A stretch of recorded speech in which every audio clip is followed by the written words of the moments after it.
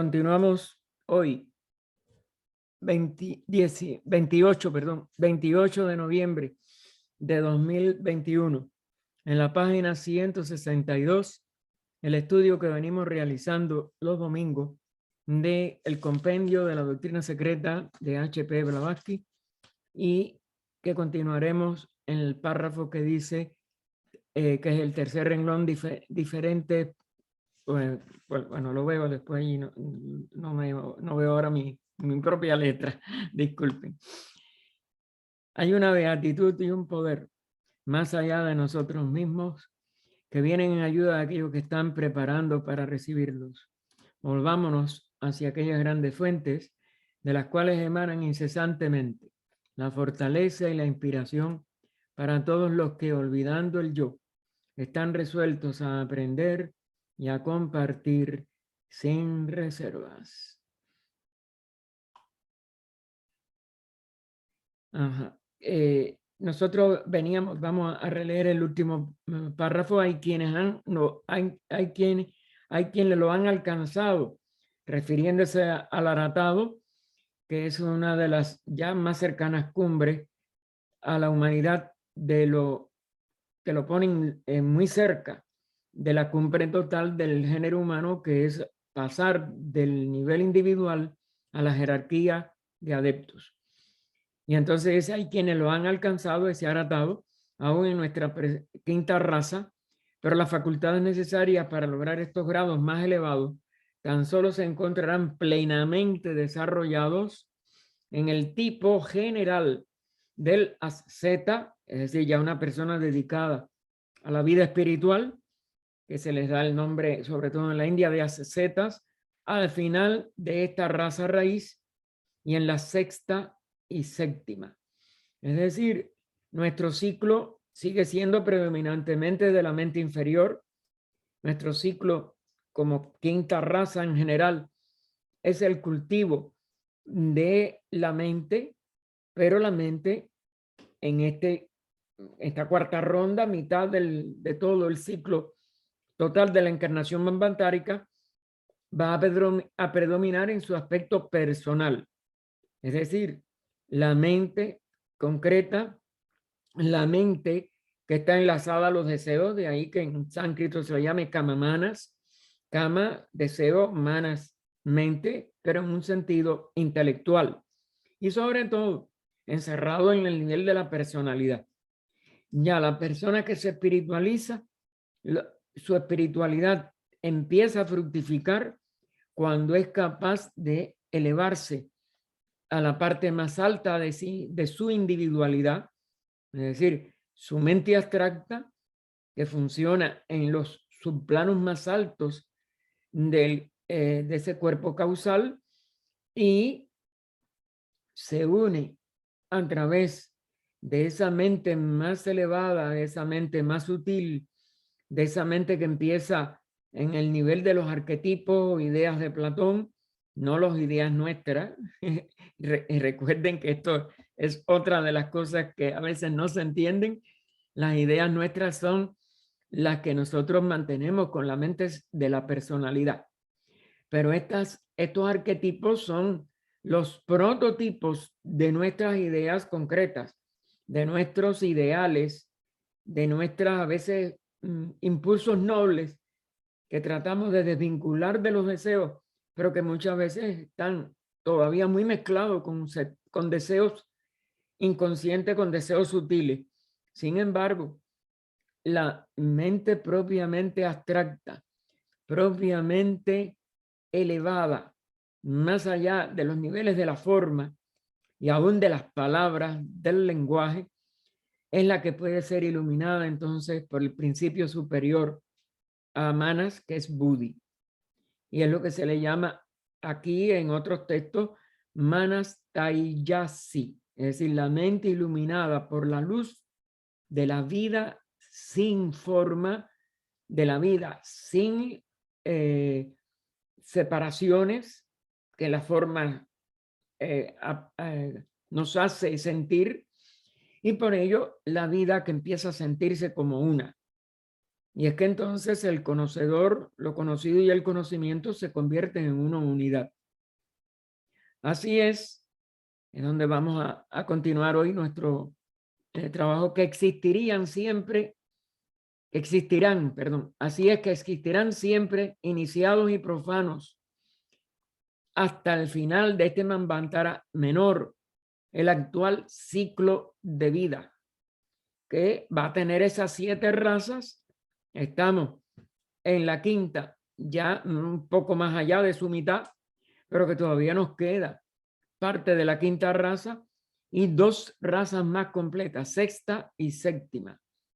Los arats o arhats de la niebla de fuego, que es una de las frases de estas estancias decían: los del séptimo peldaño hállanse tan solo a un paso de la base raíz de su jerarquía. Base raíz, el cimiento de la jerarquía de adeptos, están nada más que a un paso. Pero ese paso hay que darlo. Todavía ellos son seres humanos, lo que ya de una altura espiritual para nosotros, en nuestro nivel actual, inconcebible.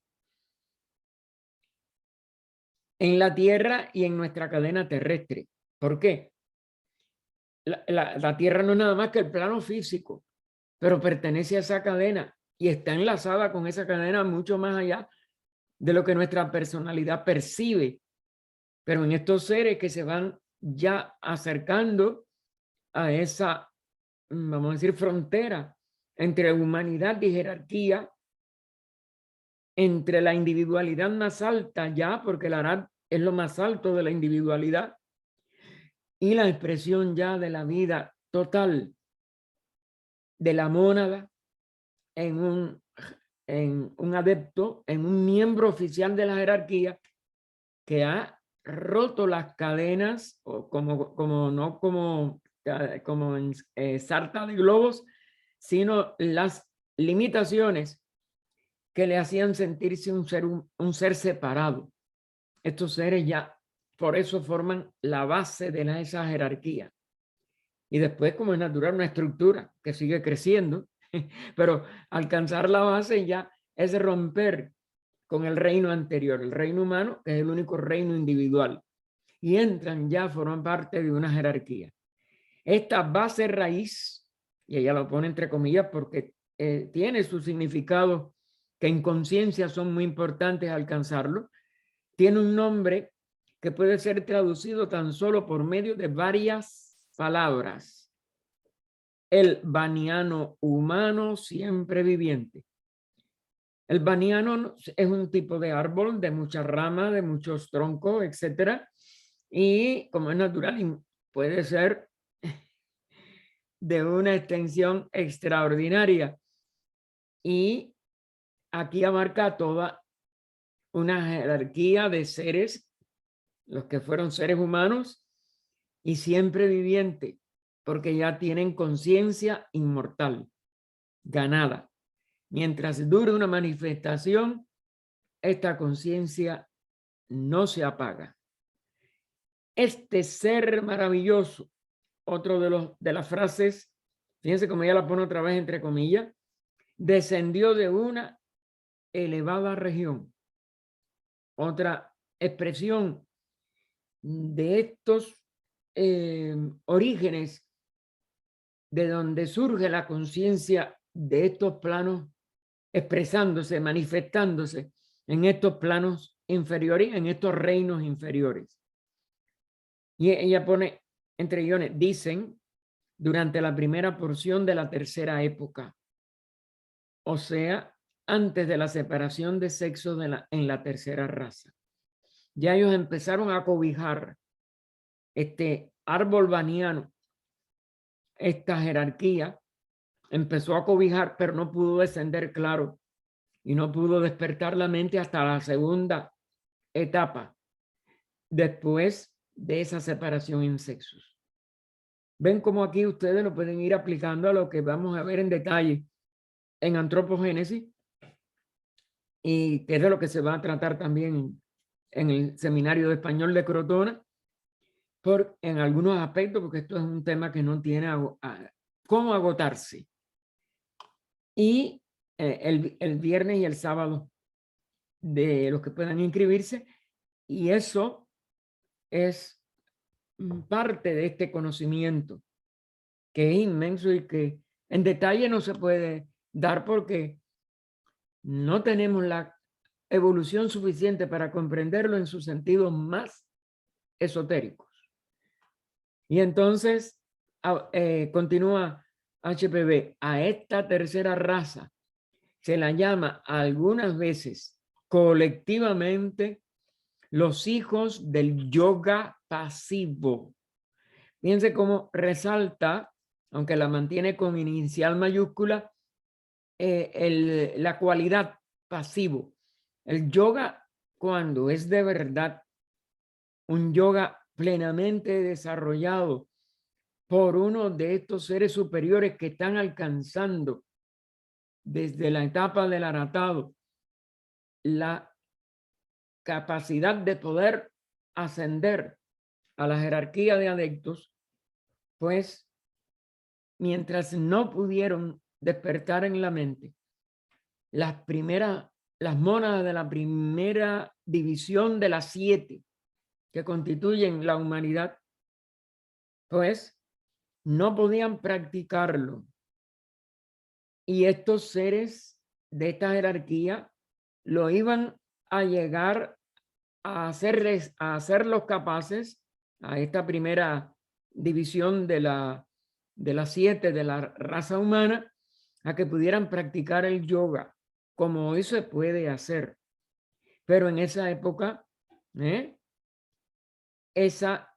ellos eran pasivos, es decir, ellos estaban cobijados, pero como no se había producido la separación en sexo, etcétera, y no se había activado la mente, la capacidad de reunión, porque ya es el arco de reascenso de la conciencia a través de ese yoga, no era activo, pero ya empezaban a tener un tipo de atención, una capacidad de lo que iba a ser el desarrollo de la mente como nosotros ya la conocemos y como todavía tenemos que conocer más, más en su capacidad de desarrollo en la sexta, en el final de esta misma raza y en la sexta y la séptima. Y entonces ella dice, o sea, un estado en que la mente está empezando a moverse, pero que todavía no se mueve por sí misma y no ha despertado íntegramente. Y por eso ella le pone estas palabras, o sea, que fue producida inconscientemente. Es decir, había moviéndose algo ya, porque la mente no puede tampoco, ni ningún proceso de la vida, tiene que tener un proceso de formación o gestación. Y eso lo vemos en los animales. El animal no tiene conciencia de sí mismo como un yo soy yo, pero el animal, sobre todo doméstico, que le enseñamos la comida en un lugar, esto y lo otro, que haga sus necesidades en uno, o hasta como el gatico que tenía aquí esta Olguita, que le enseñó a hacer su necesidad en el inodoro. Él no lo hacía en ningún platico o depósito con alguna cosa para que el olor no se diera, sino que él iba y orinaba. Ella lo único que tenía que hacer era descargar. Eso son cosas en que ya hay una mente funcionando embrionaria y no hay una conciencia del yo. Por eso tiene cierta inconsciencia todavía por vencer. Y entonces, bueno, esa segunda raza era intelectualmente inactiva. Se supone que permanecía constantemente sumida en una especie de contemplación abstracta. Es decir, en el cerebro físico aquello no estaba funcionando. En el nivel cámico seguían los deseos que ya estaban funcionando, pero no una capacidad de razón de comparación, etcétera, que es la característica ya de una mente activa. Pero había una capacidad abstracta de fijarse, de prestar atención, como lo hacen muchos animales, o vacía, en el sentido de que no elaboraba por sí misma nada. Era más bien respuesta a vibraciones que iban despertando poco a poco, pero que todavía no era el estar totalmente despierto. Era como a veces que nos empezamos a despertar, pero todavía estamos más dormidos que despiertos, o más despiertos que dormidos. Podemos oír hasta algún ruido en la habitación o algo, pero no acabamos de saber de dónde fue que es. Sí. Y todo esto son estados intermedios, y nada en la naturaleza da saltos. La naturaleza toda va gestando, preparándose y despertando ya cuando llega el nivel requerido de la preparación necesaria, en este caso en el cuerpo, el sistema nervioso, por ejemplo, que era el que funcionaba ya muy adelantadamente, como es natural, es simpático, por eso se mantenían todas las funciones vitales, pero el sistema cerebroespinal fue poco a poco despertándose y formándose. Y entonces, pero había ya una contemplación abstracta o vacía, como lo requieren las condiciones del estado yoga. Es decir, de lo que después autoconscientemente sí nos va a permitir reunir la parte inferior nuestra, es decir, nuestros vehículos con forma, con la conciencia original de donde hemos obtenido y de donde hemos hecho generarse y crecer la conciencia mental. En la primera porción de la existencia de esta tercera raza, mientras se hallaba todavía en su estado de pureza, esto es lo que es importante, por eso tenían un yoga, un tipo de unión, pero lo que era pasivo no era activo a través de un acto consciente. Los hijos de la sabiduría, que como se verá encarnaron en esta tercera raza, produjeron por Kriya Shakti una progenie llamada los hijos de At, o de la niebla de fuego, los hijos de la voluntad y del yoga, que ya sí son, estos sí vienen con toda esa evolución ganada. Primero cobijan y por eso empieza a vibrar algo, pero después descienden y expresan formas, pero o vehículos. Esto es difícil ya decir hasta dónde llegaron originalmente con algo de forma, pero sí vehículos portadores de esta conciencia autoconsciente, ya manifestándose primero en lo sutil y después aún en el plano físico de la tierra. Y es los hijos de At, de la niebla del fuego, hijos de la voluntad y del yoga, porque en ellos sí ya venía desde evoluciones alcanzadas en otros sistemas planetarios, en otras bambantaras planetarios, la conciencia plena de un adepto, y vienen como una jerarquía. Y entonces ya no son los, como si dijéramos, los semiconscientes o despertantes egos nuestros, sino los de una jerarquía que la había completado su evolución y es una jerarquía superhumana. Ellos fueron un producto consciente. ¿Ven la diferencia contra lo que primero nos decía de la primera mitad de la tercera raza, que viene de la segunda humana, que es una humanidad que todavía no ha pasado por toda esa experiencia ni la ha completado? Pero ello en nosotros era inconsciente como humanidad de esta tierra, en estos hijos, en estos pitris o estos padres del fuego, pues venían totalmente desarrollada y con la capacidad de transmitirla a las mónadas primero de la primera clase y después a todos los demás que pudieron despertar de esa manera. Esta progenie, ya esta progenie superior, estos hijos de la niebla de fuego, de la voluntad y del yoga, no fue una raza, fue al principio un ser maravilloso. Vienen como una unidad, como una jerarquía. ¿Se dan cuenta? Llamado el iniciador. Colectivamente son los que iniciaron a la humanidad en el despertamiento de su inteligencia. En estos planos. La inteligencia está en las mónadas y está en la vida una y está en todo. Pero no puede expresarse en niveles de materia que no haya aprendido, porque esto es un aprendizaje, a usar. Es decir, materia de los planos con forma, de los planos inferiores de este sistema planetario, cuya materia es tan resistente al que no ha aprendido a manejarla, que la parte superior de la inteligencia no la puede expresar.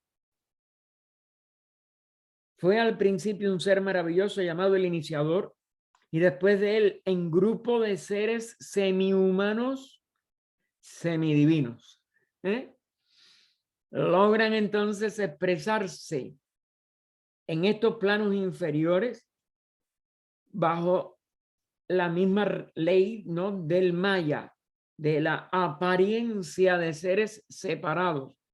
Ellos no se vuelven a separar, ellos ya aprendieron el nivel de unidad y ellos son una jerarquía, pero crean vehículos que sean perceptibles, o primero quizás que puedan vibrar hasta un punto en que lo sientan aquellas almas humanas y aquellos componentes, sobre todo de la primera división de los mónadas de nuestra humanidad, pero después lo llegaron a ver, porque ellos por Kriya Shakti, su mente es capaz de plasmar una forma, un vehículo, que siempre va a ser un maya. Y es por eso que los pueden ver como una colectividad.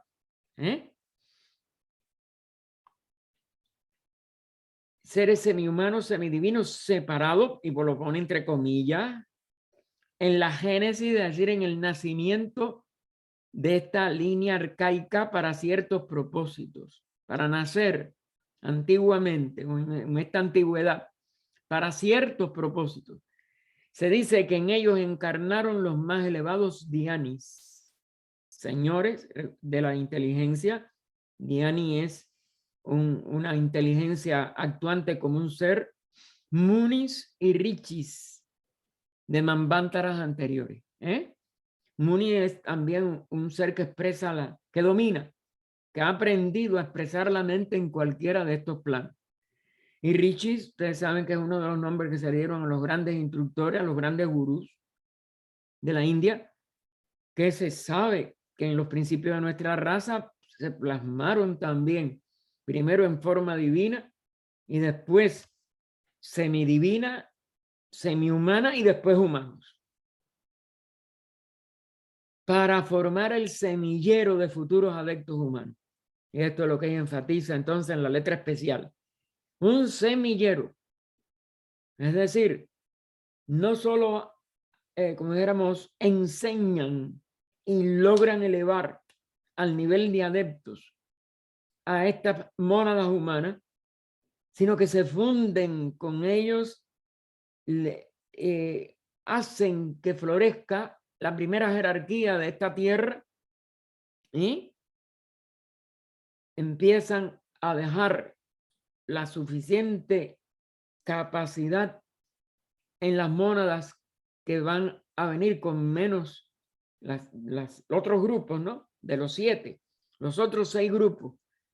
Y todos los que pudieron ser despertados fueron despertados, aunque ya ellos no pudieron fundirse o unirse totalmente, a encarnarse literalmente en la primera clase de mónadas de nuestra humanidad. Pero de todas maneras, fíjense, un semillero, es decir, dejan simientes en todas las demás almas a que puedan llegar también, no solo a despertar primero una mente, claro, no tan brillante, no que les convirtió en adeptos en la misma tercera raza, pero una mente que ha ido progresando escalonadamente, unos más, otros menos, y que ha seguido nutriendo la jerarquía de adeptos de nuestra humanidad actual. Estos hijos de la voluntad y del yoga, vuelvo a repetir, esta es la forma más, y lo pone ya otra vez con iniciales mayúsculas, entre comillas, es el nombre más usado para esta jerarquía, nacidos, por decirlo así, de un modo inmaculado, permanecieron, según se explica, aparte por completo del resto de la humanidad. Es decir, no podían todavía vibrar, porque la humanidad, aunque alcanzara determinada altura, y las mónadas de nuestra humanidad eran la mayoría de ellas, la inmensa mayoría de ellas, aún los de la primera clase, incapaces de poder alcanzar la estatura de estos seres que venían de manvántaras anteriores. Es decir, que gran parte de esta hueste de los hijos de la voluntad y del yoga, que no nacían por los deseos de hombres y mujeres, etcétera, sino que nacieron de esta manera, así, inmaculada, a través nada más de la capacidad de la mente de ellos de manifestar cuerpos densos de la densidad de nuestra tierra, pero que no eran idénticos. Y como es natural, que tienen que haber sido de esencia monádica, igual que la de todo adepto, no de las esencias elementales de los cuerpos de toda humanidad. El ser, y fíjense cómo lo pone igual, todo en mayúscula, pero entre comillas, al cual se acaba de hacer referencia, porque siguen siendo una unidad, y que tiene que permanecer innominado. Es el árbol, otro de los nombres, que fíjense cómo ella lo pone con mayúscula y en itálica, el árbol del cual en épocas subsiguientes se han ramificado todos los grandes sabios e hierofantes históricamente conocidos, tales como el Rishi Kapila, Hermes, Enoch, Orfeo, etcétera, etcétera. Estos son expresiones en nivel ya humanizado, que ramificaron entonces a otros que aparecen ya en cuerpo humano y que, claro, ya muchos de ellos no tuvieron este nacimiento inmaculado, pero que de todas maneras, en cierto aspecto o en cierto nivel, es comparativamente el mismo. Esto yo creo que está, como es natural, sin posible respuesta para nosotros mientras no alcancemos determinada altura. ¿Por qué? Pero esta es una de las cosas que después se hizo un dogma, pero que nosotros tenemos que saltar por encima de los dogmas que se atribuyen a muchos de los grandes fundadores de religiones. A Gautama, a Cristo, etc. Como hombre, y ella lo enfatiza en itálica, objetivo, él es el personaje misterioso. Y ahora, claro, entre paréntesis, para el profano, el siempre invisible. Claro, ninguno de nosotros que somos profanos podemos ni a tan siquiera acercarnos a esta expresión que ella pone en esta frase, personaje misterioso, y sin embargo siempre presente, porque claro, su trascendencia a todo cuerpo es mucho más importante que la inmanencia en determinado cuerpo, en determinado momento de la historia. Fíjense, hay trascendencia e inmanencia de todos estos seres. Ellos van más allá de cualquier expresión en el cual quede inmanente su divinidad o su expresión divina. Así que es el personaje misterioso y sin embargo siempre presente, acerca de quien abundan las leyendas en Oriente, en especial entre los ocultistas y los estudiantes de la ciencia sagrada. Él es quien cambia de forma y sin embargo permanece siempre el mismo. Otra de las imposibilidades para los sentidos físicos comprenderlo, para la mente concreta comprenderlo, como lo que cambia totalmente y constantemente va a ser también siempre el mismo. Y él es además el que posee autoridad espiritual sobre todos los adeptos iniciados que en el mundo existe. Es decir, esta realidad divina que fue invisible en un principio, que después se convierte en ese vaniano humano siempre viviente y que después toma los nombres en plural de richis, humanos o semihumanos, de todos estos instructores, de estos gurús. La palabra, aunque esté muy profanada en un principio, era también tan inmaculada como todo lo demás de estos seres, y es el que de verdad rige a toda la jerarquía de adeptos de nuestra humanidad. Porque dice, él tiene la autoridad espiritual. Esto es una jerarquía que sigue apareciendo en cierto nivel como una unidad, pero que en ciertos niveles llegaron a tener estas expresiones y estos nombres de sus expresiones aparentemente cambiantes de forma, pero que sin embargo permanece siempre como la misma y única realidad. Él es, como se ha dicho, el sin nombre, que tantos nombres posee. Ya vimos algunos de estos que algunos de ustedes los tiene que haber oído hablar: Capila, Hermes, Enoch, Orfeo, etc.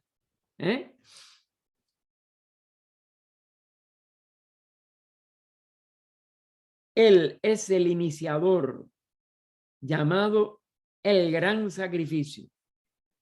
Recuerden que es en el que en una, ¿cómo se llama?, invocación, Annie Besant, que fue la autora, pues le puso hasta que podemos erguirnos en presencia del iniciador único, hasta que veamos resplandecer su estrella, hablando de esa luz que también se habla en todos los iniciados, aún en Jesús, etcétera, la estrella de Oriente.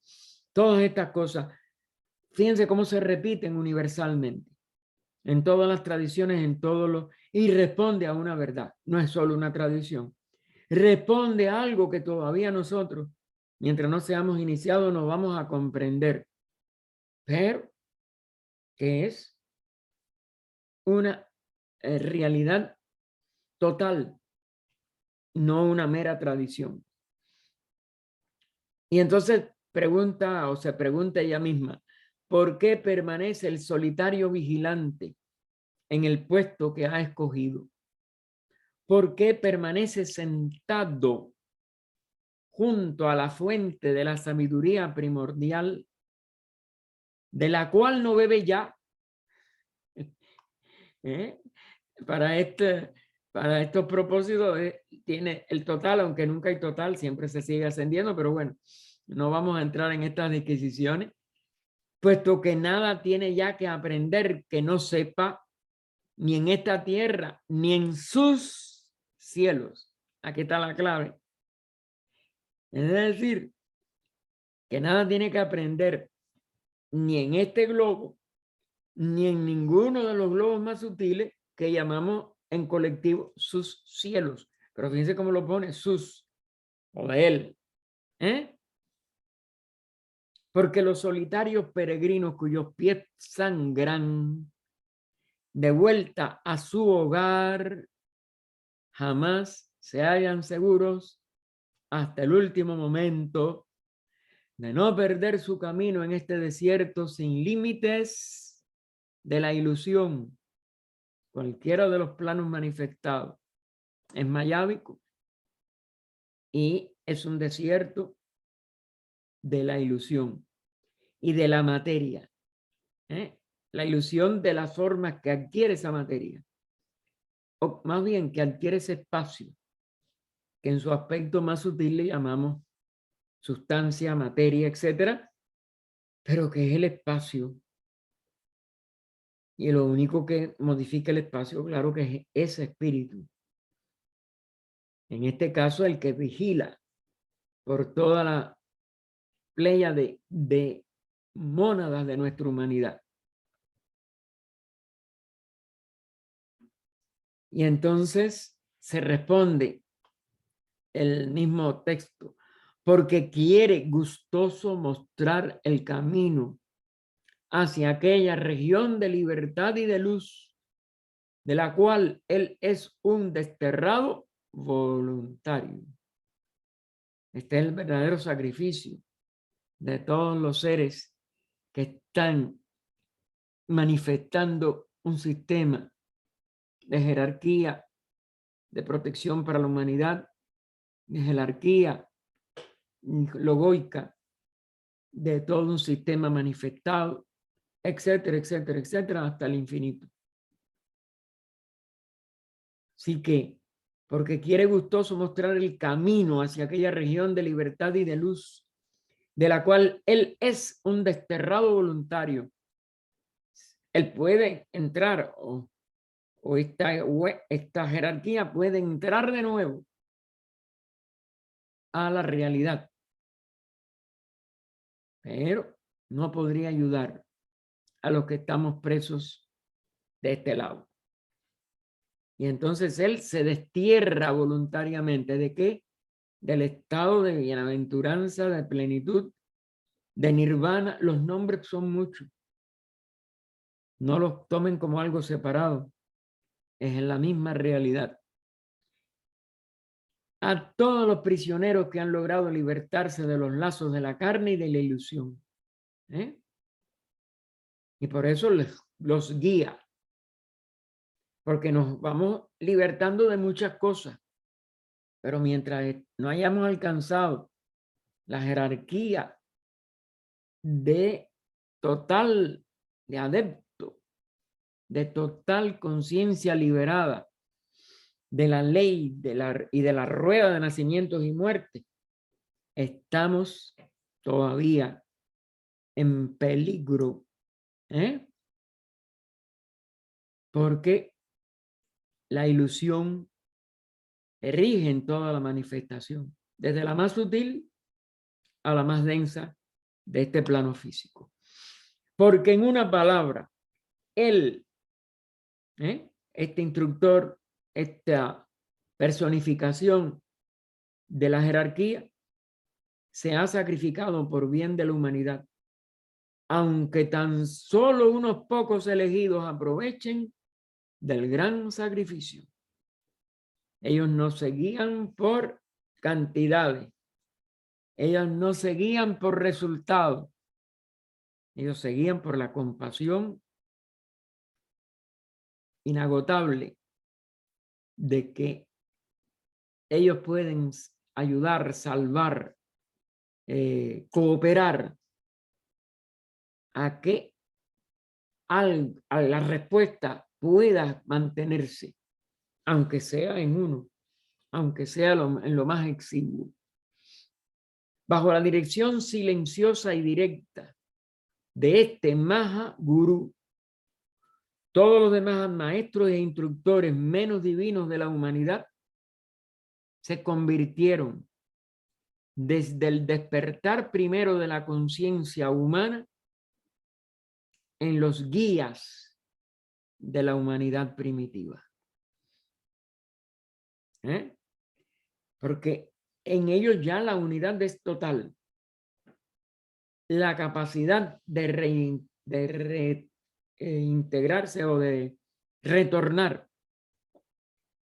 a sí mismo es también libertad total, pero su sentido de aliviar y de mantenerse vigilantes para estimular a esta jerarquía y a esta redención de cada uno de estos aspectos de la mónada de la vida una manifestada, los mantiene ahí, fieles, fieles, fieles a esta instrucción, a esta invitación.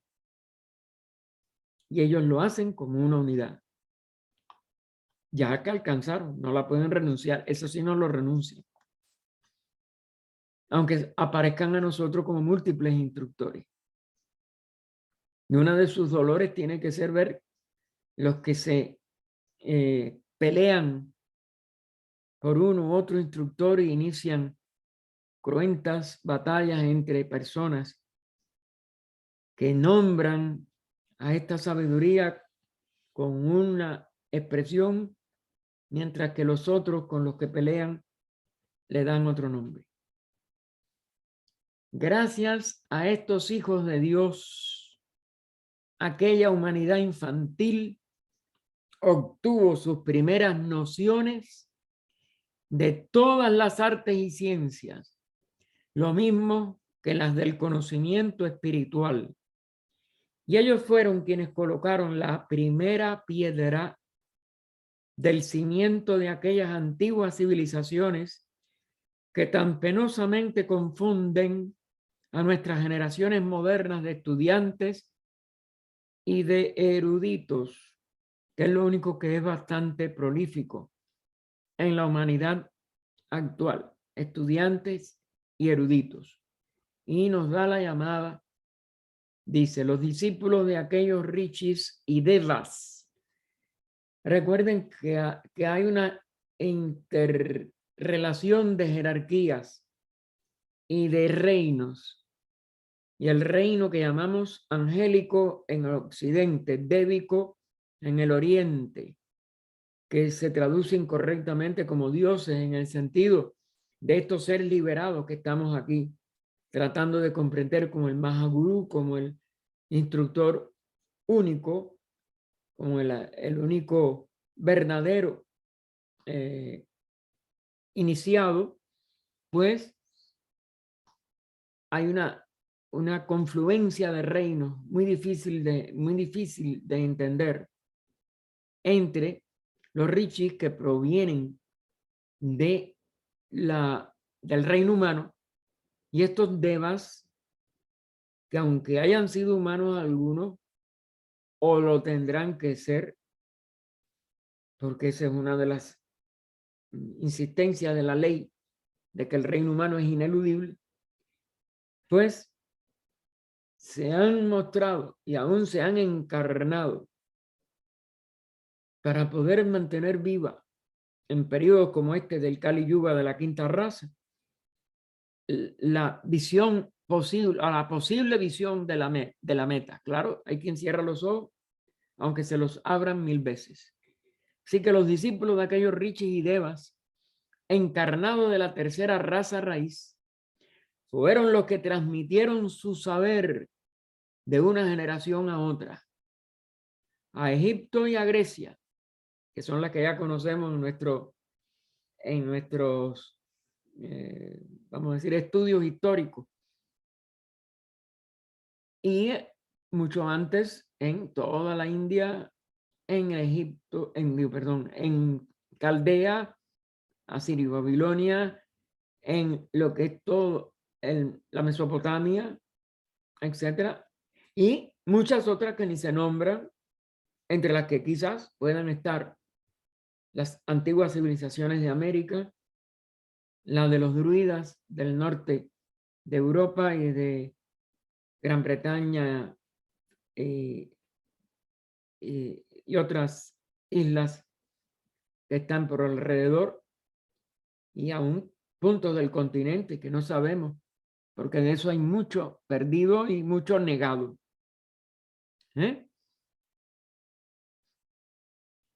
Y entonces nos dice ella, como una de las posesiones comunes de sabiduría de estas civilizaciones, con su canon, fíjense que un canon es ya una ley para esa civilización o para esa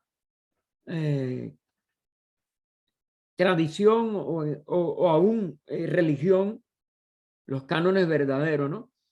Que tienen que ver con esta ley, el canon de proporción en la actualidad perdido, de la cual es un eco, la regla de oro, la regla áurea y así por el estilo.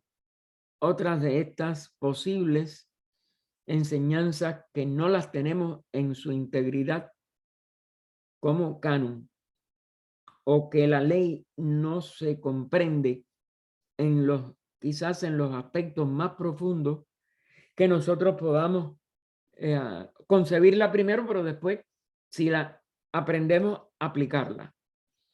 Y por eso ya pone en la actualidad perdido.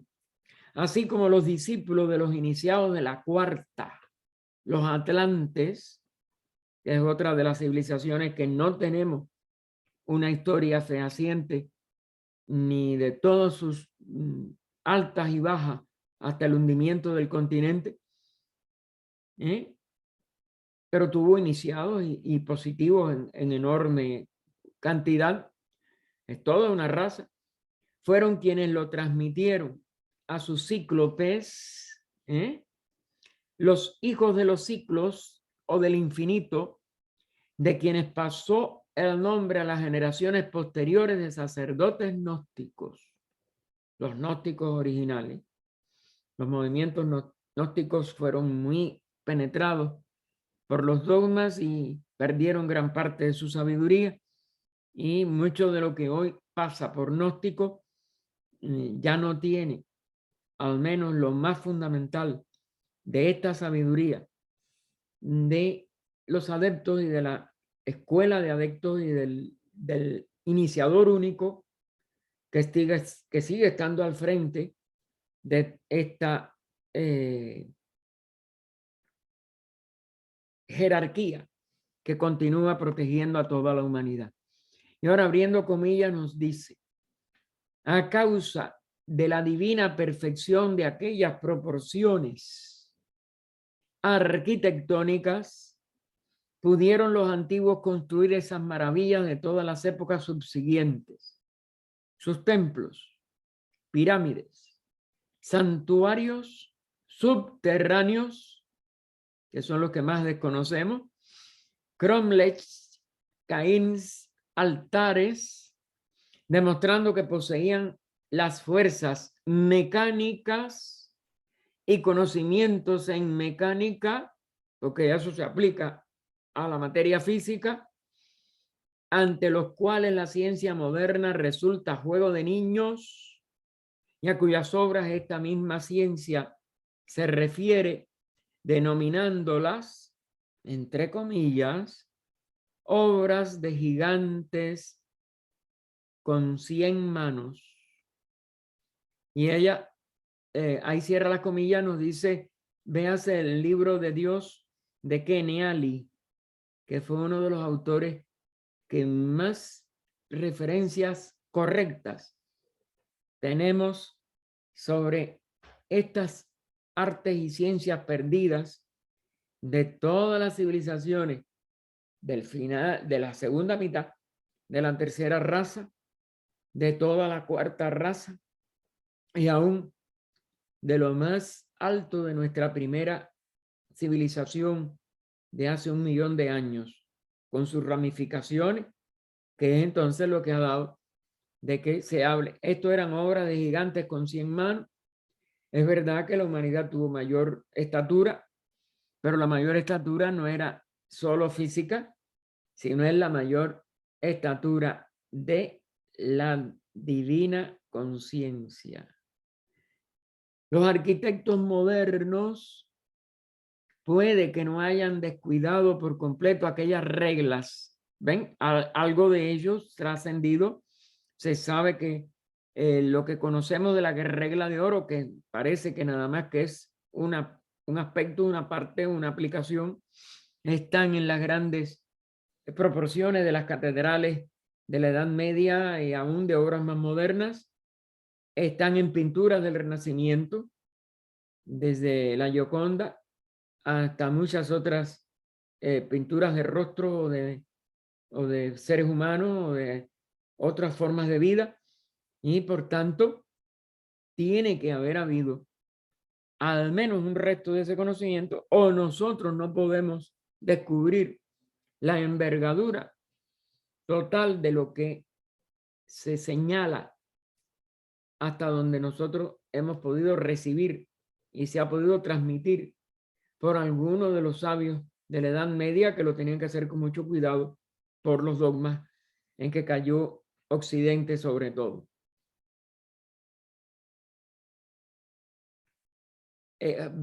Vitruvio fue quien dio a la posteridad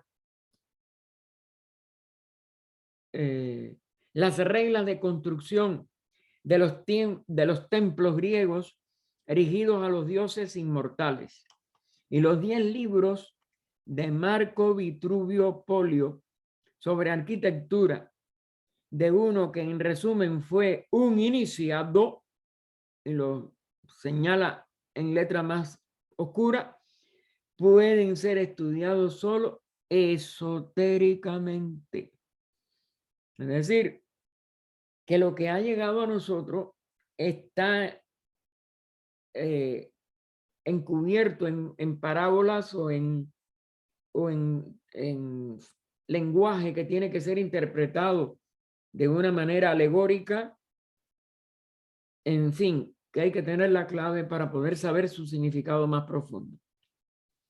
Los círculos druídicos que están en el norte de Europa sobre todo, los dólmenes, los templos de la India, Egipto y Grecia, las torres y las 127 ciudades en Europa que se ha encontrado fueron de origen ciclópeo, según el Instituto Francés, son todos obra de arquitectos, sacerdotes iniciados, los descendientes de aquellos que en un principio fueron enseñados por los hijos de Dios, es decir, por esos hijos de la niebla de fuego, por eso que se materializaron, porque Yachakti, desde la tercera raza raíz, en su segunda etapa sobre todo, como es natural, cobijaron la primera, pero no, se manifestaron como un solo ser y como ese guardián de la evolución humana, y que sigue, aunque se aparezca entre nosotros como una playa de adeptos, como una jerarquía de adeptos, etc. Pero en el fondo son esta unidad. Y llamado con justicia a los constructores. Es decir, los que de verdad construyeron esas civilizaciones y todos sus monumentos y todo el conocimiento, que es un edificio más invisible pero más sabio, por el cual los seres humanos de aquellas razas aprendieron en su época de esplendor, en su época, en la edad de oro, muchas de estas leyes, muchas de estas enseñanzas, y muchos alcanzaron el adeptado por eso mismo, porque fueron edades de oro. He aquí lo que dice la posteridad capaz de apreciar sobre estos descendientes. Y ahora toma de Acosta Sexto XIV. No hacían uso de mortero, ni de cemento, ni de hierro, ni de acero para cortar las piedras.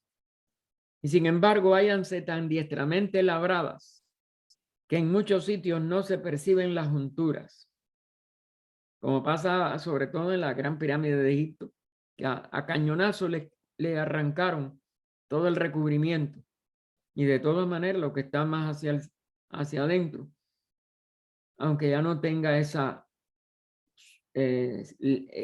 superficie lisa, ni refleje la luz como una verdadera fuente de iluminación, como se dice que fue en la antigüedad, pero de todas maneras tiene esa calidad. A pesar de que muchas de las piedras, como en el Perú, que es otro de los centros que les estaba hablando, fueron 18 pies de ancho, habiéndolas en los muros de la fortaleza del Cusco, tienen, 18 pies de ancho, habiéndolas en los muros de la fortaleza de Cusco todavía de mayor tamaño. Y entonces, no, nada más que conciben que tienen que haber sido con trabajo de esclavo los más tontos o de mente más turbada, pero sino lo que tienen que ser nada más que gigantes, gigantes y gigantes. Las soluciones pueden ser muchas. Y las ocultas muchas más, aún inimaginables para nosotros. Desde levantar esa piedra, desde cortar esa piedra a través del Kriya Shakti, es decir, un poder creador de la mente, un poder, como dijéramos, capaz de manejar todos los niveles de la materia densa, hasta toda una serie de soluciones inimaginables para ninguno de nosotros. Y bueno, aquí podríamos entrar a la estancia sexta, quedan 6 minutos, vamos a leerla, pero comenzaremos el próximo domingo en esta página que es la 127, inicio de la 127, aunque vamos a leer algo para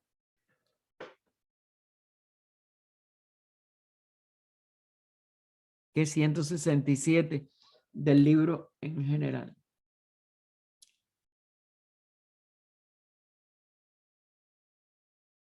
Ah, no, me da 165. Bueno, yo lo veo después, porque hay que cerrarlo para ver.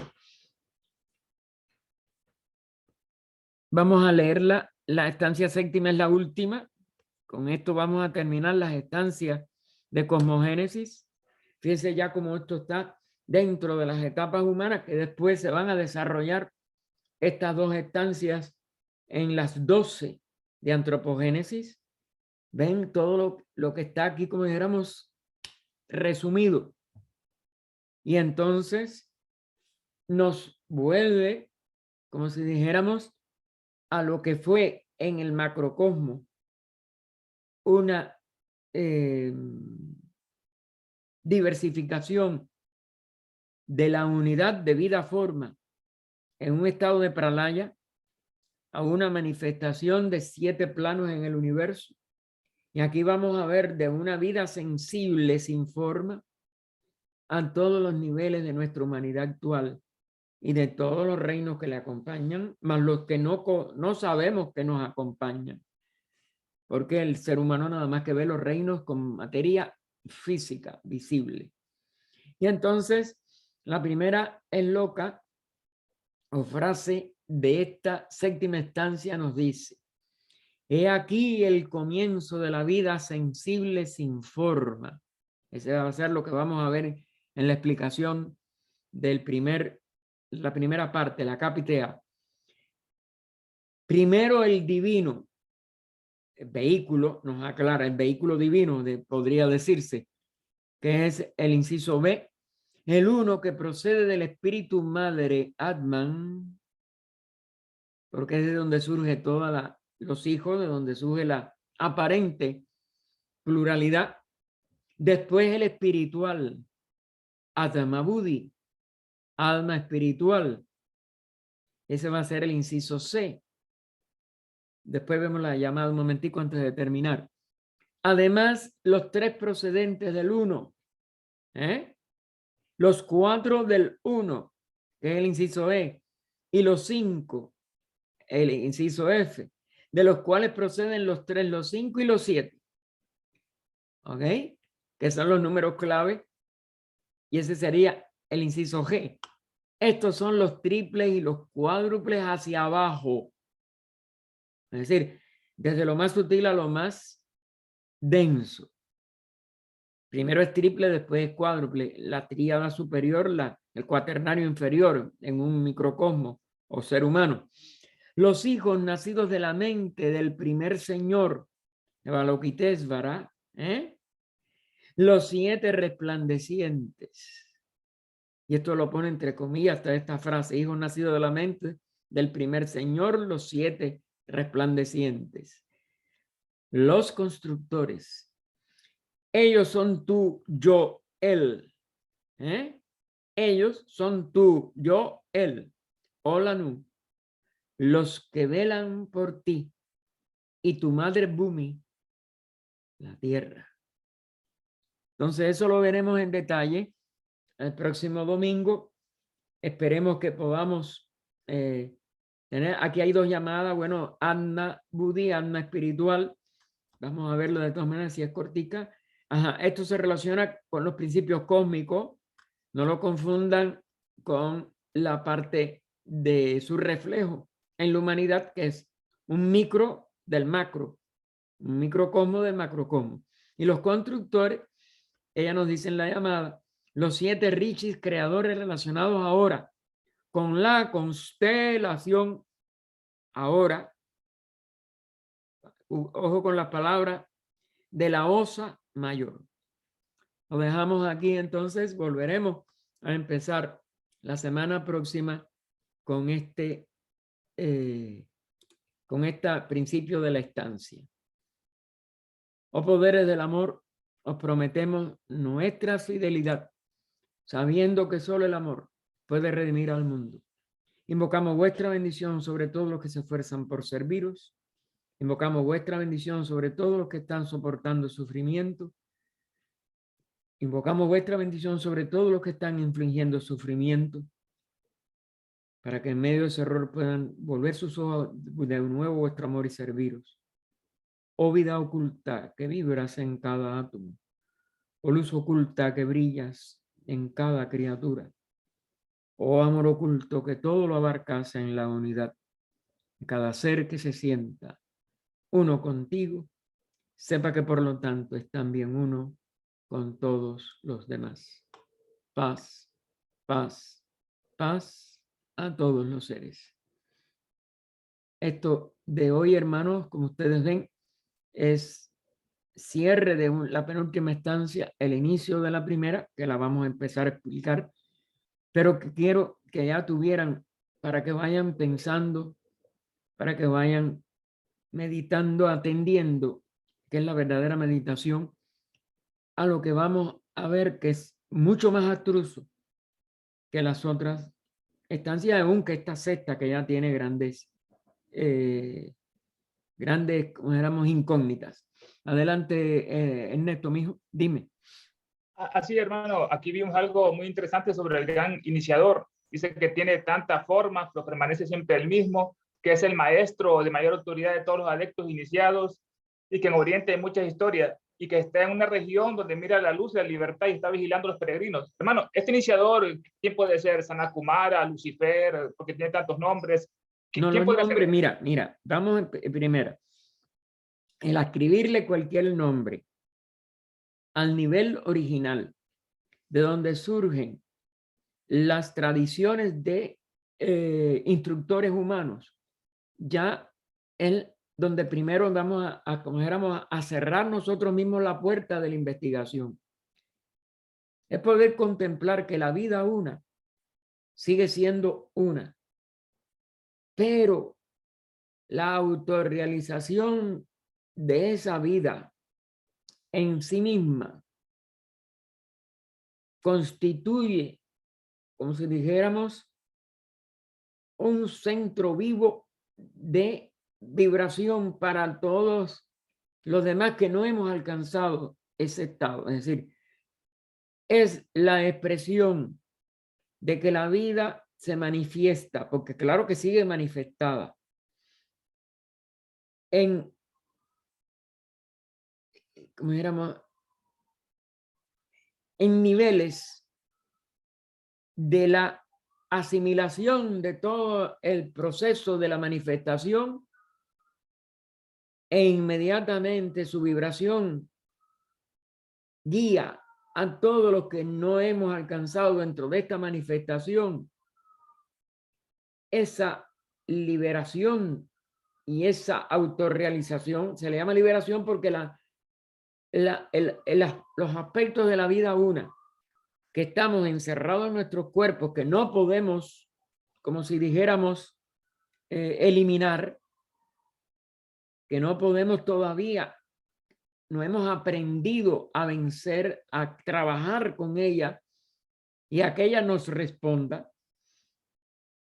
Este nivel de expresión de la vida, que sigue siendo la misma unidad, pero es el aspecto autoconsciente de esa unidad que por tanto ya obtuvo ello, y aunque puede salir de la manifestación, porque eso es lo que está simbolizando el que permanezca como un vigilante, como un instructor, etcétera. El nombre no importa lo que le den, pero no lo, aunque en la historia después que vamos a ver y que en antropogénesis se haya visto, y aquí lo vimos aún en la estancia anterior.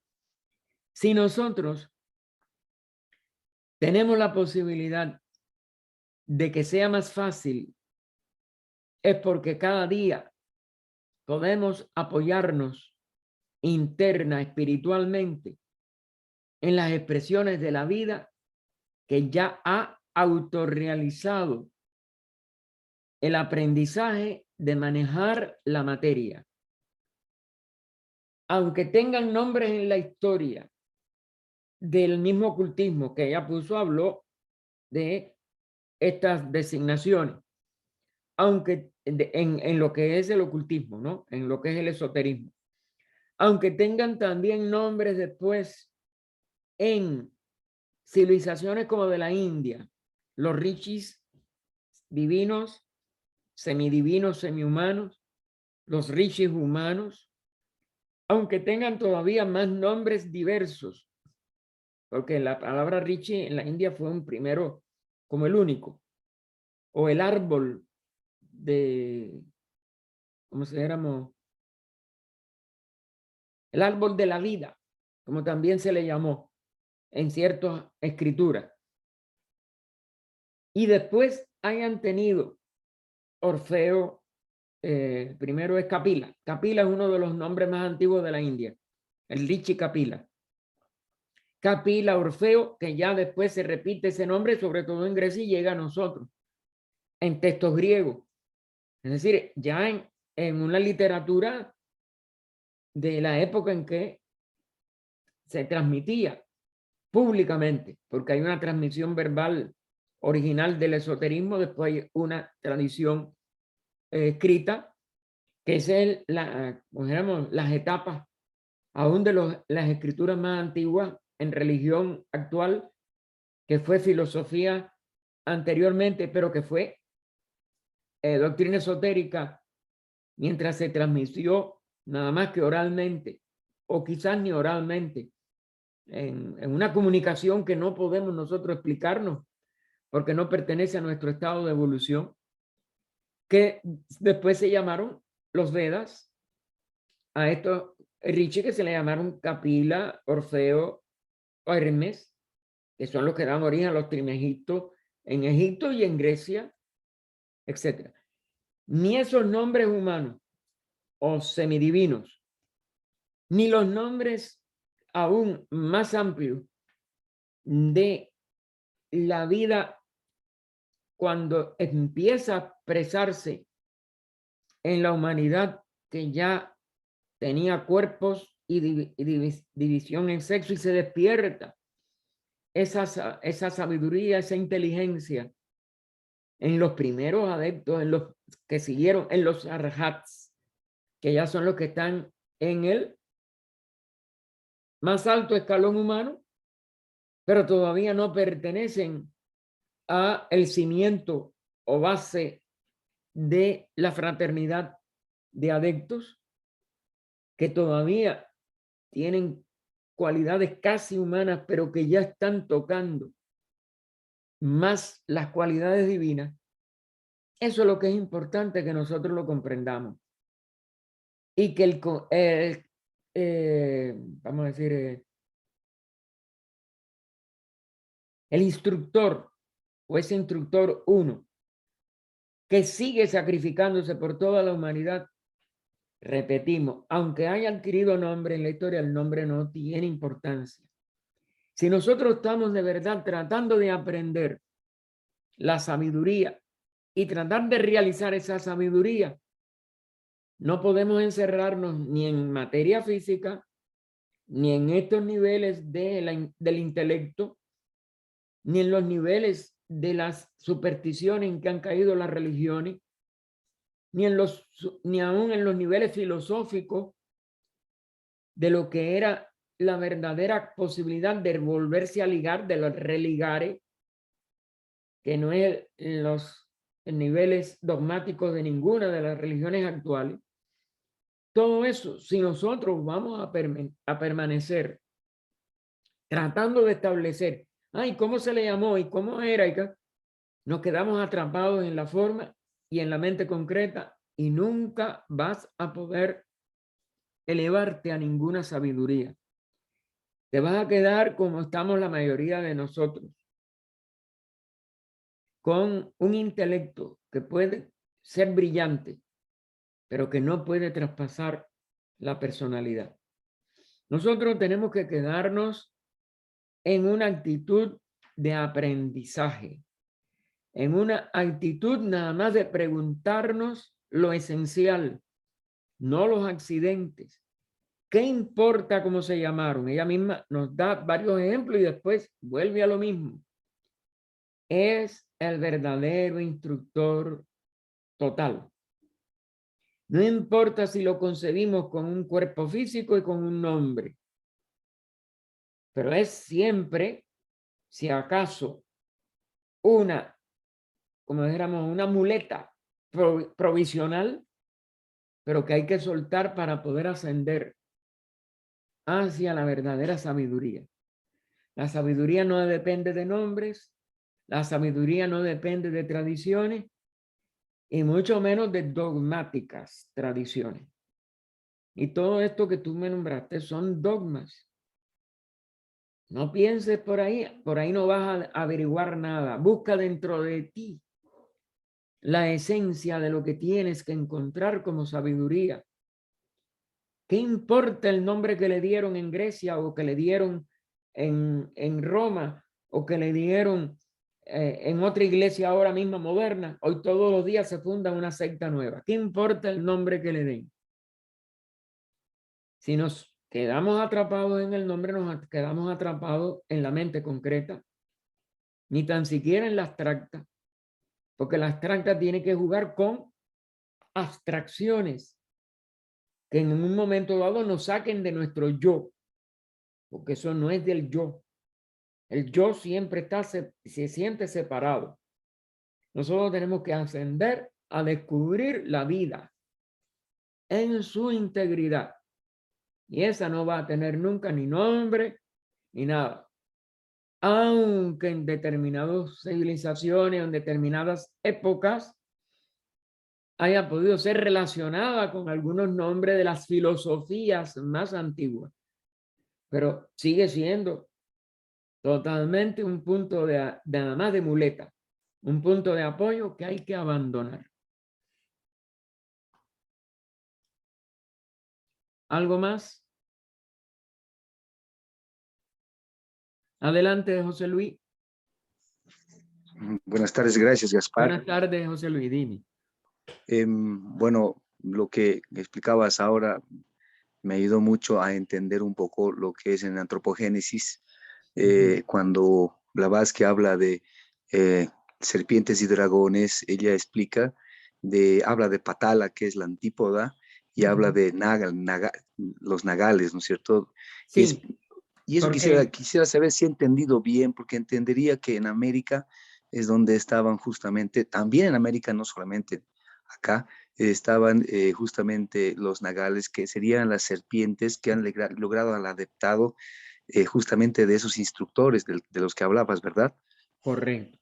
Es decir, hay esos nombres genéricos que ya por lo menos son colectivos y que se usa el símbolo de la serpiente, que es como en el mismo cristianismo todavía, fíjate que es mucho más posterior a todas estas civilizaciones de la antigua América precolombina, ¿no? Que muchos de ellos, aunque no le den toda la antigüedad, son muy anteriores al cristianismo.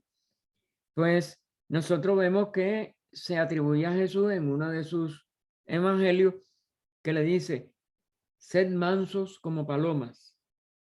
Y han traducido incorrectamente, debía haber sido sabios y sabios como las serpientes. Y le ponen, nuestras traducciones dicen astutos. La astucia implica una tendencia hacia el egoísmo. Y no es una astucia. Es que tú tienes que ser amoroso, compasivo con todo el que está equivocado, pero buscando que esa compasión se convierta en un paso de avance para esa persona, porque la compasión puede ser muy inútil si tú no le das a ese ser humano no solo compasión, sino una compasión que lo libre de su sufrimiento, que lo libre de su, por tanto, de su ignorancia, porque cuando sufrimos porque estamos ignorantes. El sabio nunca tiene dolor, porque la sabiduría es, como si dijéramos, otra palabra para la condición esencial de el Atma-Buddhi, utilizando ahora la terminología oriental, es decir, la expresión del espíritu puro en su vehículo directo o en su vehículo que no la deforma, que no la oscurece. Buddhi, cuando tú lo buscas en su significado, en los textos de la antigua filosofía oriental y del esoterismo sobre todo, como es natural, que es de donde procedió esa filosofía, es Ananda. La cualidad exacta de Buddhi, Ananda. Ananda, ¿qué cosa es? Bienaventuranza. Porque la traducen a veces por felicidad, como si fuera una cosa del plano físico. Ese es otro error. Si tú eres verdaderamente sabio, por esa misma condición, tú estás pletórico de esa bienaventuranza. No puede haber sufrimiento en el estado de un sabio. Si es verdadero sabio, ¿ok? Porque llamamos sabio a cualquiera que tiene conocimiento intelectual. No, ese puede tener sufrimientos horribles, cometer errores espantosos. Pero la sabiduría es la expresión de la vida en su integridad. Y aparte, ya no tiene forma, ya no está separado de nada ni de nadie. El conocedor, lo conocido y el conocimiento son una unidad en un sabio. Y él no lo identifica por una forma, por eso no le tiene que poner un nombre.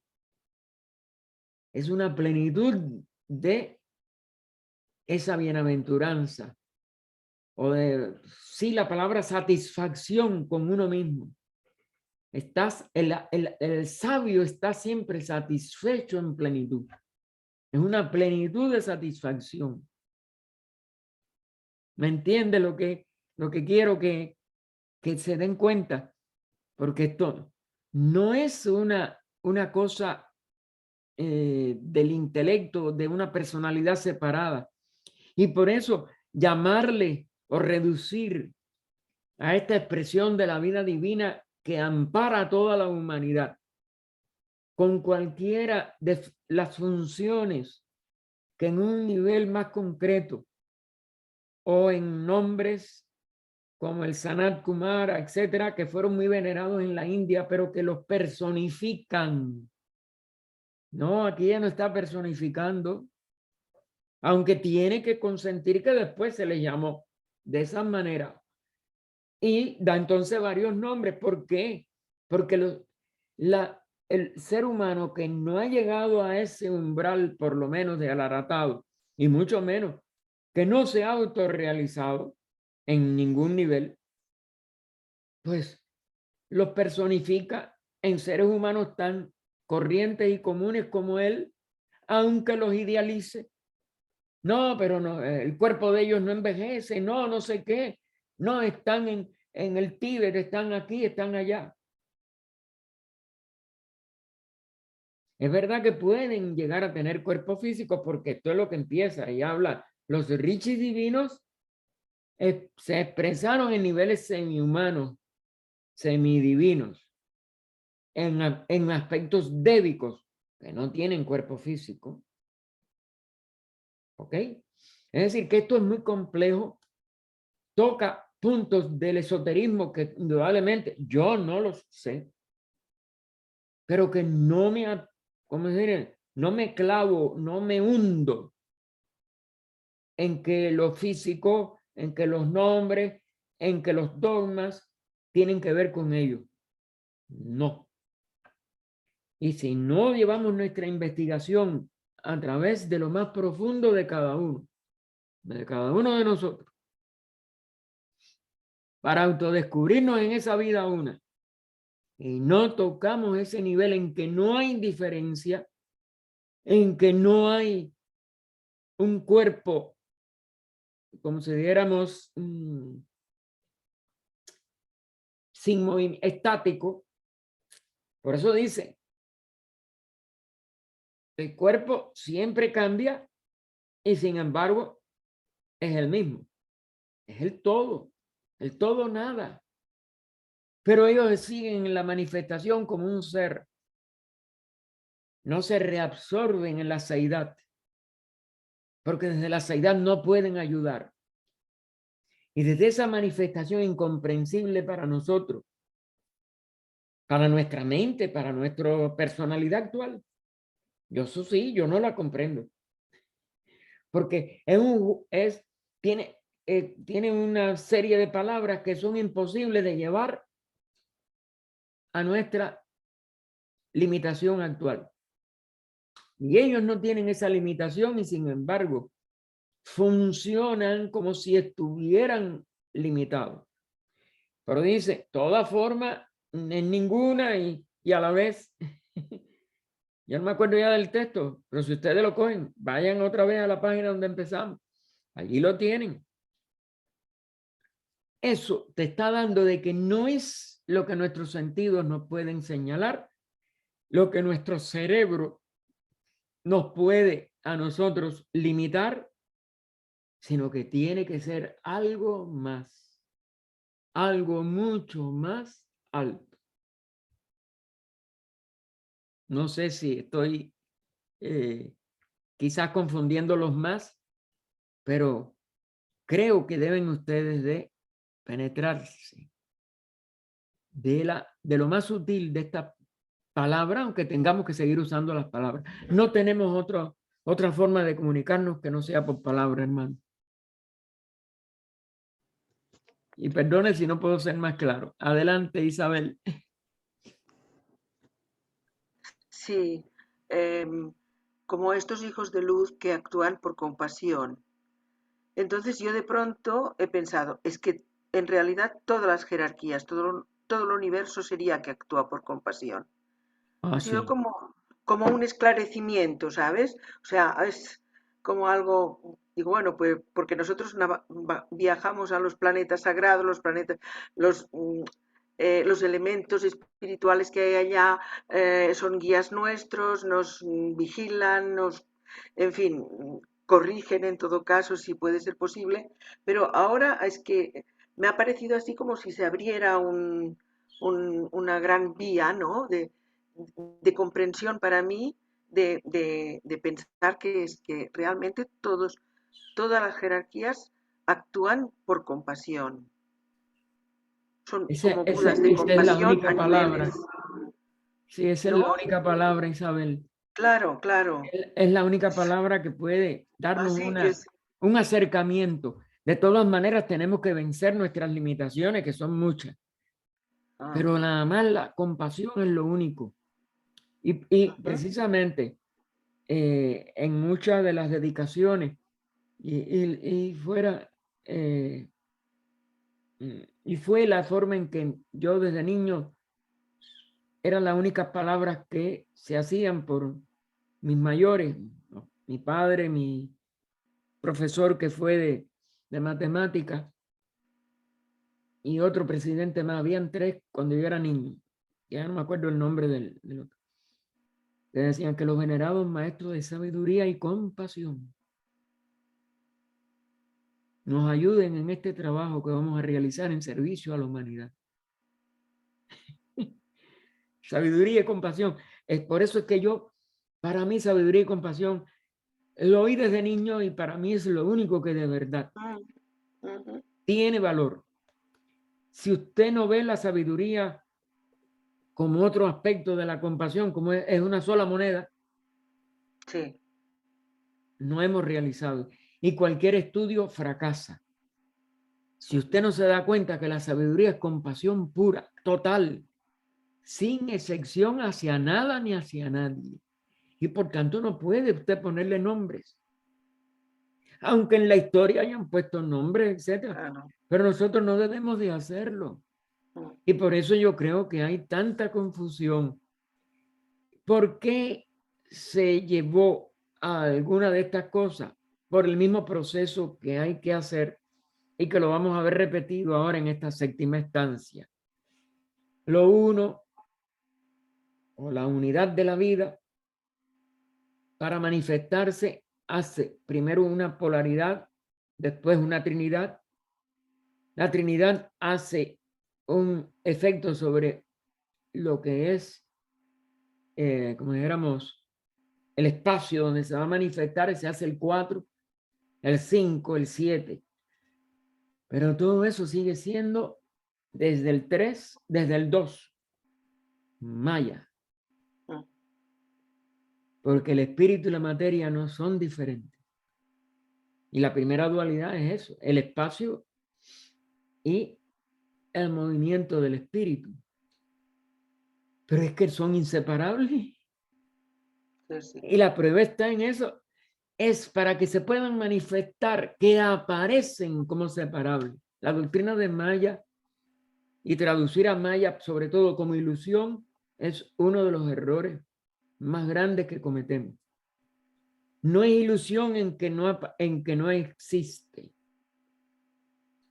Es ilusión en que como aparecen o existen, son diferenciaciones aparentes de lo que sigue estando en la total unidad y no puede romperse. Y eso es aplicable a las trinidades. De ahí viene el dogma por ejemplo, en el cristianismo. ¿Cómo dice el dogma cristiano? Padre, Hijo y Espíritu Santo, tres personas y un solo Dios viviente y verdadero. Pero ¿quién lo entiende? Y entonces le dicen a usted, no, eso es un dogma y usted no puede investigar. Esto es lo contrario. ¿Cómo puede ser que tres personas sean un solo Dios? Y entonces usted tiene que trabajar con eso para poder disolver el maya de esa expresión. Porque el maya es que son personas. ¿Y qué cosa es una persona en lo que es la etimología de la palabra? Una máscara, una apariencia. ¿Es el verdadero rostro, el verdadero ser? No. Entonces, el Padre es un rostro, es una máscara. El Hijo es un rostro, es otra función, es otra máscara. El Espíritu Santo es otro rostro, otra máscara. Pero ¿quién está detrás de la máscara? La unidad. Entonces, cuando yo quiero estudiar las funciones del Padre, del Hijo y del Espíritu Santo, estoy viendo esa unidad en una forma aparentemente trina. Pero no es trina, sigue siendo la unidad. Y después cuando la veo en 4, en 5, en 7, y en todos los múltiplos de 7 sigue siendo la unidad. Entonces nosotros aquí en estos momentos habemos 25 conectados, pero no somos 25, somos una unidad. Que nos expresamos como 25 personas en distintos lugares del planeta, en distintas ubicaciones, con distintos pensamientos, pero ¿qué cosas son todo eso? Máscaras, con distintos nombres, pero somos una vida. Y eso lo multiplica usted por todo el firmamento y todos los reinos y todas las criaturas, y somos uno. ¿Podemos quitarnos todas las máscaras para poder sentir la vida del todo? Ese es el reto del adectado. Ese es el reto de la evolución humana. Lo afrontamos de verdad tratando de entrar en la vida total de todos nosotros. Ese es como dijéramos, el constante, el grito lejano, como se dice. Creo que es Luz en el Sendero, sí, Luz en el Sendero.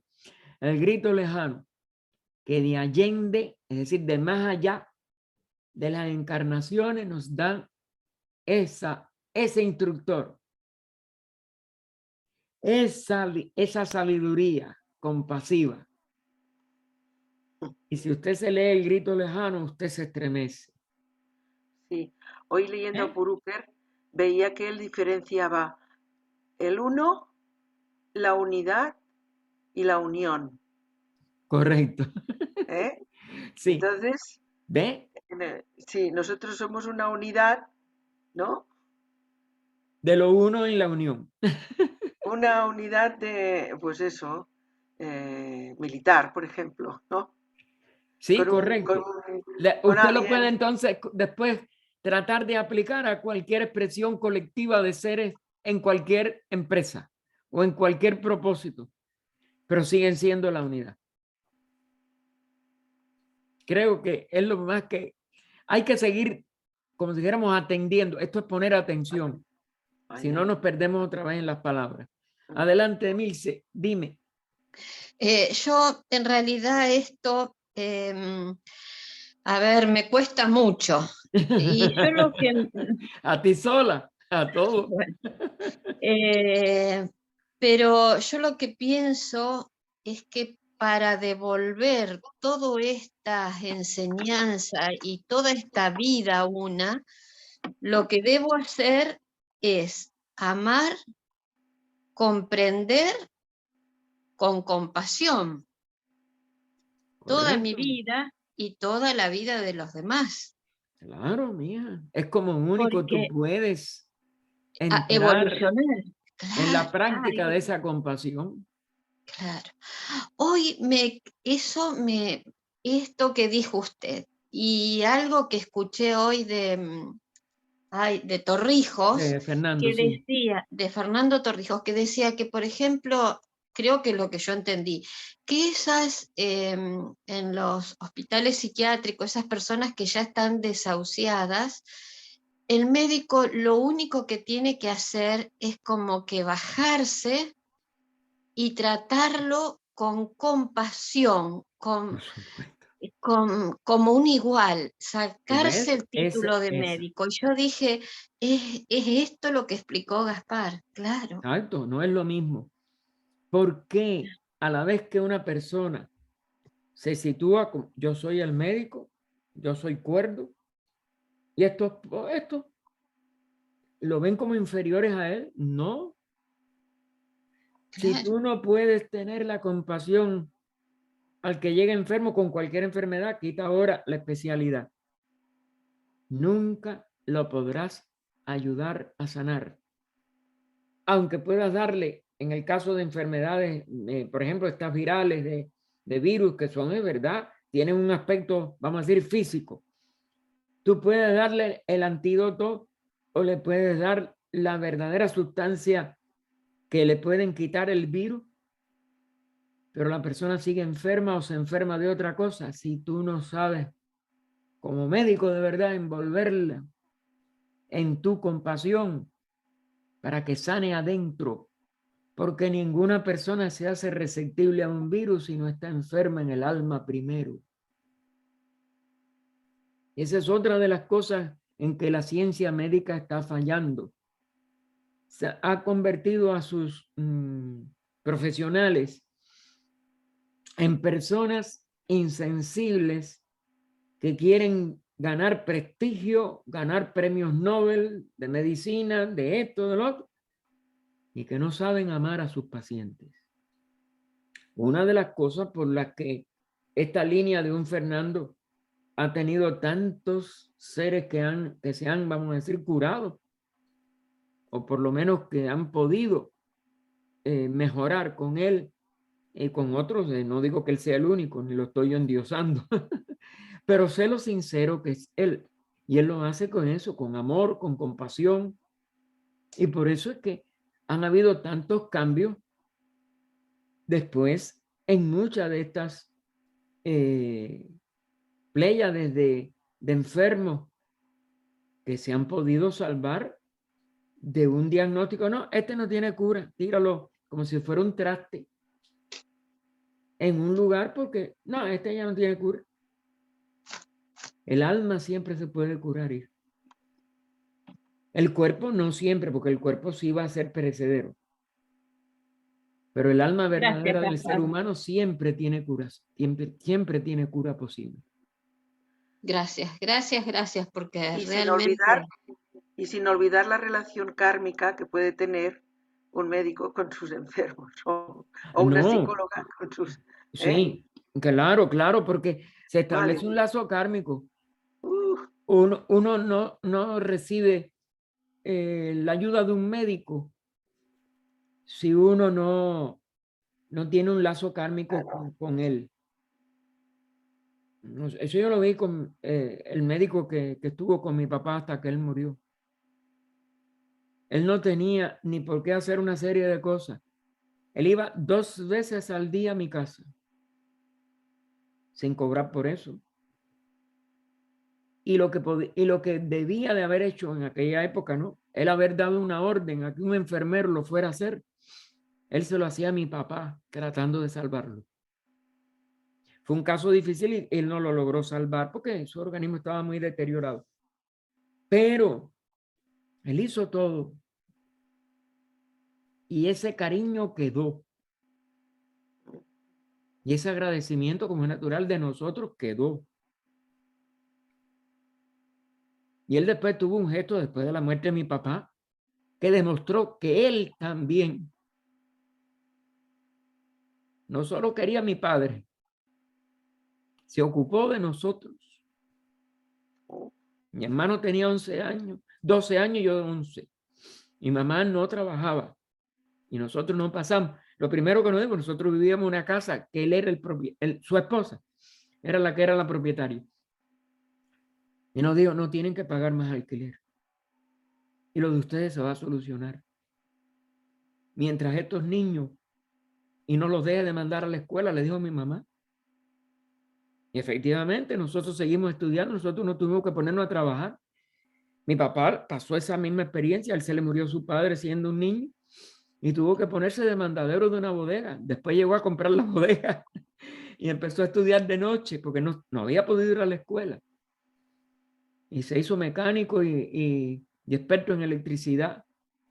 Y fue como él ganó después su vida.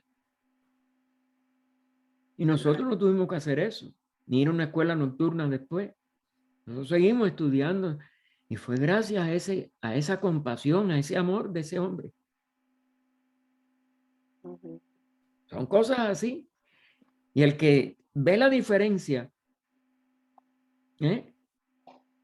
no, eso tuvo que ser un lazo kármico y muy grande. Y él no tenía necesidad de nada de eso. ¿Quién más quería decir algo? Y ya tenemos que terminar porque, oigamos, nos hemos llevado más de media hora. ¿Qué otra pregunta? Hermano, sí, una rápida. Hermano, lo que pasa es que en los países cristianos católicos de niños nos enseñan que el diablo cambia de forma, que no sé cuánto que lo otro. Bien, y aquí mira, haciendo aquí sí, haciendo un análisis que dice ella como hombre objetivo, él es el personaje misterioso, bueno, que cambia. y al final de una parte de la doctrina secreta, ella nos dice, Lucifer es la única realidad, nos da un enunciado así. Y aquí nos dice también eso de, que es el portador del... pero mira, Ajá, ajá. el que ella aplique ciertos resortes para que nosotros veamos, por ejemplo, lo que por error dogmático, te voy a poner el mismo ejemplo que ella pone, por error dogmático, la iglesia consideró una caída, no es nada más que el descenso consciente de esa sabiduría y de esa compasión para guiar la nueva, como dijéramos, la nueva etapa de evolución. Cuando el día que tú quieras vamos a estudiar eso. En el texto yo te voy a demostrar que los que aparecen dogmáticamente como malos no son nada más que interpretaciones torcidas e ignorantes, no sabias, de la ley por la cual el sacrificio de los más avanzados es lo que posibilita la evolución de los reinos menos avanzados.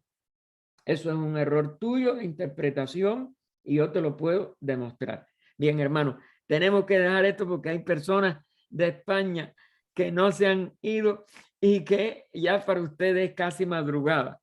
Nos reunimos el próximo domingo, si Dios quiere, a la hora de siempre por esta misma, y esperamos que todos ustedes puedan, vamos a ver, investigar qué es lo que da la categoría de un aprendiz de la sabiduría divina y que esa investigación les lleve a ser amorosos y compasivos con todos los seres y todas las criaturas. Tengan buenas noches. Gracias, buenas noches. Y buena semana.